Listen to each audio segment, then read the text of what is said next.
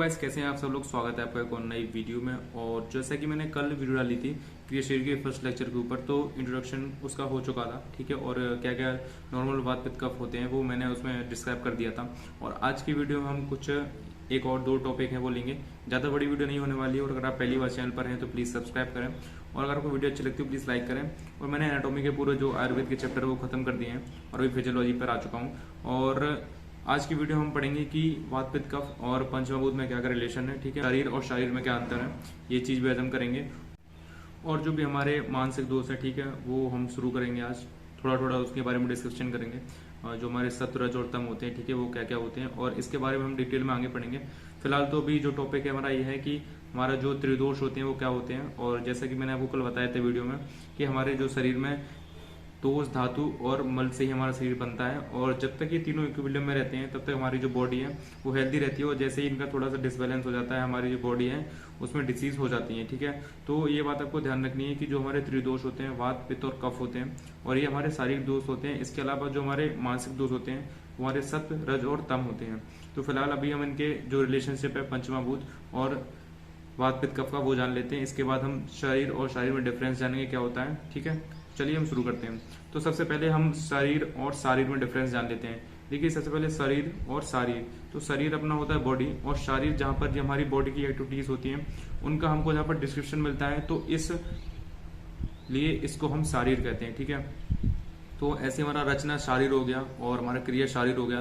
तो यहाँ पर हमारी जो बॉडी का उनका डिस्क्रिप्शन मिलता है, ठीक है। तो इसको हम इसलिए जहाँ पर ऐसे हमारी बॉडी कैसे काम करती है, क्या को उसके अंदर ऑर्गन्स होते हैं, ठीक है।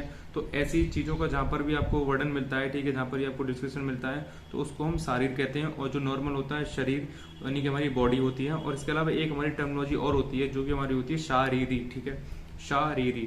तो शारीरी का मतलब होता है आत्मा। तो भी मैं आपको फटाफट से लिख के दिखा देता हूँ कि तीनों में क्या क्या डिफरेंस है, और उसके बाद हम अपने नेक्स्ट टॉपिक पर चलेंगे। तो हमारा आप देख सकते हैं यहाँ पर शरीर, बॉडी, और शारीर मतलब बॉडी एक्टिविटीज जहाँ पर डिस्क्राइब होती हैं, ठीक है। और जहाँ पर शरीरी यानी कि आत्मा।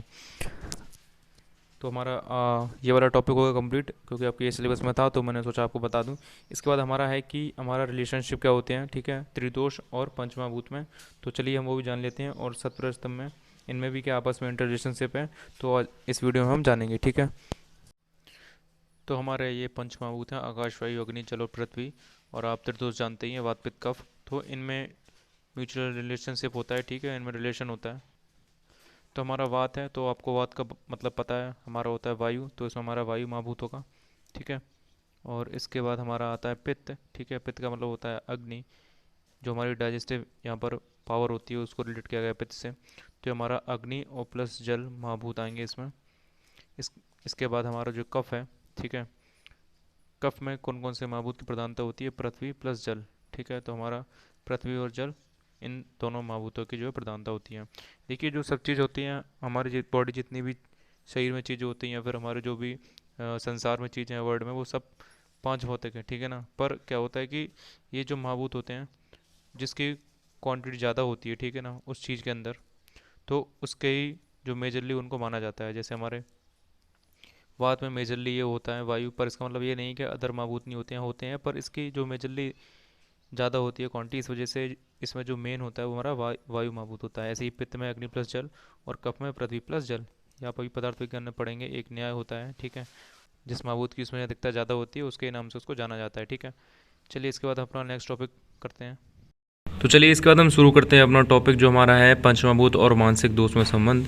तो यहाँ पर आप जो कि देख सकते हैं, आकाश, वायु, अग्नि, जल और पृथ्वी हमारे महाभूत हैं। और इनमें कौन कौन से जो गुण पाए जाते हैं तो वो हम इसमें जानेंगे। कि आपको जैसे पता होगा कि हमारे जो मानसिक गुण होते हैं, ठीक है, ये सॉरी यहाँ पर उन्होंने दोष लिख रखा है, तो हमारा मानसिक गुण होते हैं सत्व, रज और तम। तो आकाश में हमारा सत्व गुण होता है, वायु में रज गुण होता है, अग्नि में सत्व प्लस रज दोनों गुण होते हैं, और जल में हमारा सत्व प्लस तम गुण होता है, और पृथ्वी में हमारा तम गुण होता है, ठीक है।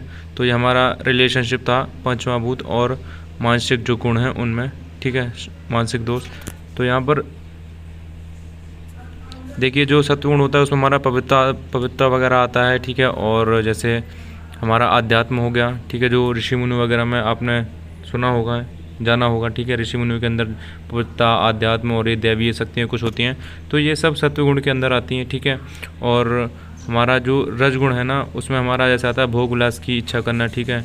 और जो हमारी काम भावना ऐसी चीज़ें हो गई, ठीक है। तो ये सब हमारा आता है रजगुण के अंदर, ठीक है। इसके बाद हमारा जो तम गुण में क्या क्या आता है कि जैसे हमारा अज्ञानता, ठीक है, और दूसरों को हानि पहुंचाना और दूसरों के बारे में गलत सोचना, ठीक है। तो ये सब चीज़ें हमारी आती हैं तम गुण के अंदर। तो यहाँ पर आपको पता चल गया होगा कि तम गुण, सत्वगुण और रजगुण में क्या क्या मतलब डिफरेंस होता है, और हमारे जो पंचमहाभूत हैं और हमारे मानसिक दोष हैं, ठीक है, उसमें क्या रिलेशनशिप है एक दूसरे में। तो आज की वीडियो हमने जाना कि पंचमहाभूत और त्रिदोष और पंचमहाभूत और मानसिक दोष में क्या क्या संबंध होते हैं, ठीक है। तो ये हमारे गुण पाए जाते हैं इसके अंदर। तो ये एक छोटी सी वीडियो हम यहीं पे एंड करते हैं, ठीक है। अगर आपको कोई क्वेरीज वगैरह हो तो आप मेरे को इंस्टाग्राम पर फॉलो कर सकते हैं, कमेंट नीचे कर सकते हैं, और नोट्स वगैरह के लिए आप टेलीग्राम और हमारा जो ब्लॉग स्पॉट चैनल है वहाँ पर आप ज्वाइन कर सकते हैं। सभी लिंक आपको नीचे डिस्क्रिप्शन में मिल जाएंगी। तो गाइस नोट्स के लिए भी आप मेरे को कर सकते हैं व्हाट्सएप। तो थैंक यू गाइस, मिलते हैं नेक्स्ट वीडियो में, तब तक के लिए bye bye and take care.